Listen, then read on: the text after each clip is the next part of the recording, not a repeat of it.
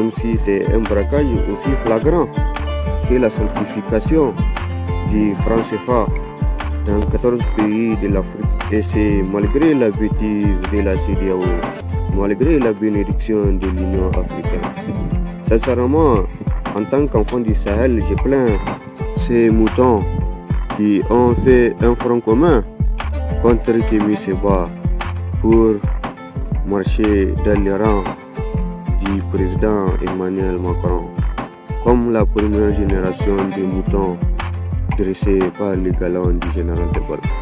Je plains les berceaux de la francophonie abrutis par un silence révolutionnaire du mouton qui fait les morts depuis l'investiture.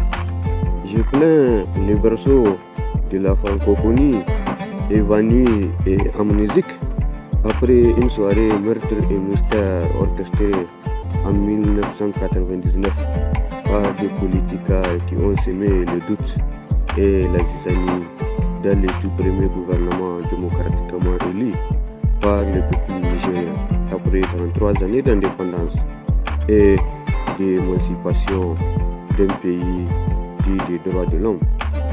Je plains la République démocratique du Congo qui n'a pas hésité à demeurer muette comme une carpe quant à l'implication des loups originaires de la Belgique dans l'assassinat lâche et brutal du Patrice Lumumba.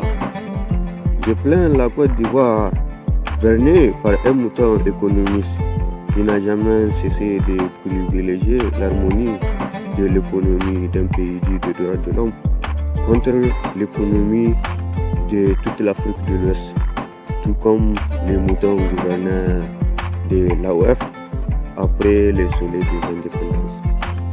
Je plains les acquis du veto dans les conseils de sécurité de l'ONU, tout comme dans le maintien de la paix et de la sécurité.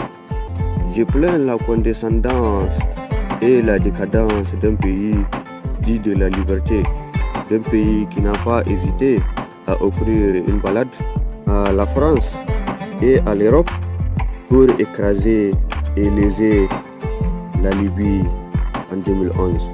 Et c'est malgré l'intervention des enfants de l'Afrique qui ont défendu l'Europe durant la Seconde Guerre mondiale, malgré les massacres du camp de Tchoré, quand la France a succombé à ses plus bas instincts des criminels professionnels.